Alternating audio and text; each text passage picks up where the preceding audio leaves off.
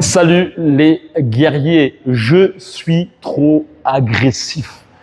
Ça, c'est une chose que bon nombre de boxeurs me disent, c'est que ils ont cette impression d'être trop émotifs dans leur technique de boxe. C'est-à-dire que dès qu'ils commencent à se prendre un coup lourd ou dès qu'ils sentent une sorte de stress dans leur boxe, ils vont avoir cette tendance justement à boxer en roue libre, avoir plus forcément d'intelligence dans leur boxe, être une sorte de bourrin. Et justement, dans cette vidéo, j'aimerais te donner les points qui moi-même m'ont servi à être plus calculateur, plus psychopathe dans ma boxe. Quand je dis psychopathe, c'est ce côté Dexter. Tu vois, tu peux souffrir, avoir mal, mais toujours garder ta ligne de direction pour pouvoir justement maîtriser au mieux ton adversaire. Et donc, reste vraiment attentif parce que ça paraît anodin. Il y a beaucoup de choses qui sont aussi liées à ta mobilité. On va beaucoup voir ça. Et il y a aussi un aspect psychologique aussi qui est très important. Et donc, reste vraiment attentif jusqu'à la fin de cette vidéo en sachant que aussi, comme tu veux voir là, je suis dans une nouvelle salle. Cette nouvelle salle, ça sera le lieu des camps de boxe qui auront lieu justement au Mexique, dans la ville natale de Canelo. Donc, si tu souhaites nous rejoindre, j'en parlerai à la fin de cette vidéo. Il suffit simplement de cliquer sur le premier lien. Voilà, on y go. Plusieurs points qui font que tu es agressif au niveau de ton style de boxe. Je te dirais que l'une des choses qui va t'empêcher justement d'avoir une sérénité dans ta boxe, c'est le fait de ne pas avoir confiance en ton style.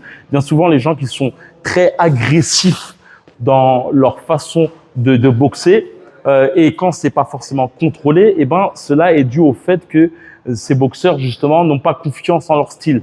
Donc ils vont compenser justement avec une grosse agressivité et une volonté de mettre tout leur cardio sur leur adversaire. Et donc à ce niveau-là, il y a un truc qui va vraiment te permettre d'être très efficace, c'est clairement d'aiguiser ton bras avant. Pour moi, c'est une chose très importante. Aiguise ton bras avant, ça va te permettre d'une part de pouvoir tempérer justement cette volonté de constamment envoyer des crochets, des uppercuts, etc. Et ça va te permettre d'être plus calculateur parce que le bras avant, c'est pas forcément quelque chose que tu peux utiliser constamment.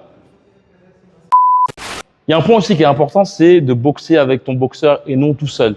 Il y a une affaire de rythme en boxe. Et bien souvent, les personnes qui sont agressives sont très égocentriques dans leur façon de boxer. C'est-à-dire qu'en fait, c'est eux. Et donc, ils sont tous dans le fait d'imposer leur rythme sans chercher à savoir le rythme de leur adversaire. Et ça, c'est vraiment important à comprendre, c'est que la boxe, c'est une affaire de rythme. Le but est de calculer le rythme de ton adversaire pour ensuite imposer le tien. Bien sûr, tu peux directement aussi imposer le tien, ne cherchant pas à connaître le rythme de ton adversaire. Tu vas être comme la mouche qui essaye de taper sur une vitre sans chercher justement à reculer pour voir justement où la fenêtre est ouverte. Donc, très important, cherche à comprendre le rythme de ton adversaire. Ton bras avant est un bon moyen aussi pour toi de pouvoir te canaliser et mieux chercher justement à comprendre et à analyser ton adversaire.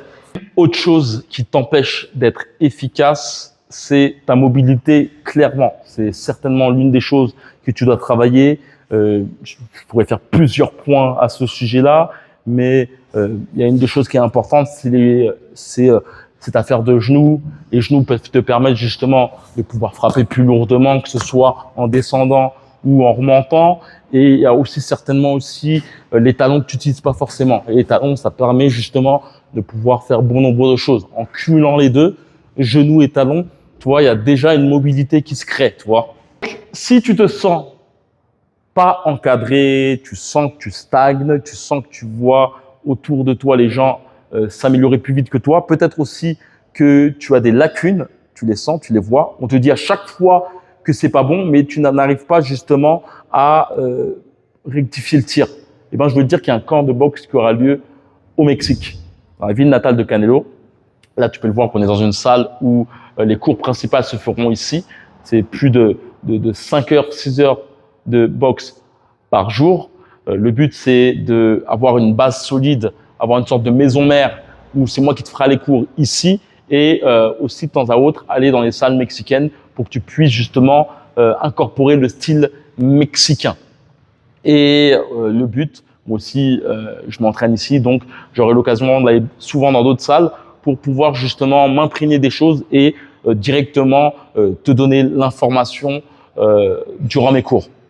Et donc, le but de ce camp, clairement, on est en tout petit comité. Mon but, c'est d'être focus sur toi pendant plusieurs jours et plusieurs heures. C'est intensif en tout petit comité, basé sur tes problèmes. On va pas faire de circuit training, on va pas faire de chichi, d'autres choses, uniquement basé sur ta technique. Donc, si tu souhaites nous rejoindre, globalement, tout est compris, hébergement, nourriture, entraînement, sauf le billet d'avion et tout ce qui est loisirs aussi.